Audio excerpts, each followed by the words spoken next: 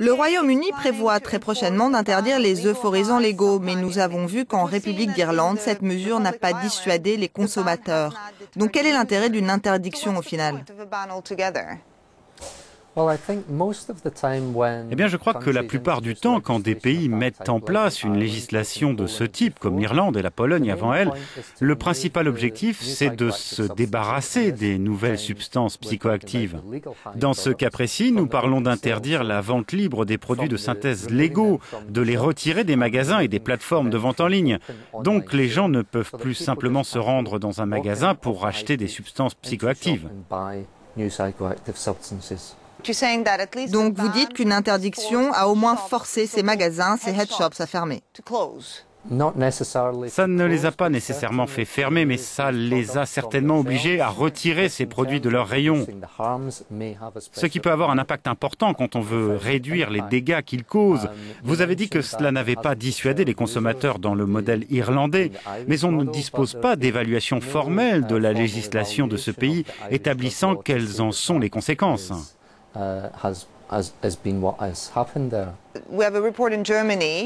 Dans notre reportage en Allemagne, on voit que la police s'attaque aux laboratoires qui produisent le crystal meth.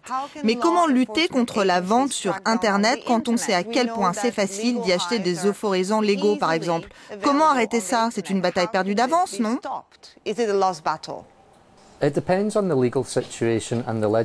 Cela dépend de la situation légale et du cadre législatif dont la police dispose pour le type d'action qu'elle veut mener. Par exemple, si un pays interdit une substance, alors il est très difficile pour ce pays de dire à un autre pays qui l'autorise de fermer ses propres sites Internet où on vend cette substance. Un pays ne peut pas influer sur la législation d'un autre.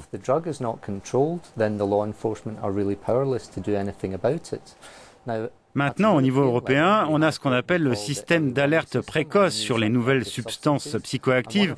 Et l'un des aspects de ce système, c'est l'échange d'informations entre les États membres de l'Union.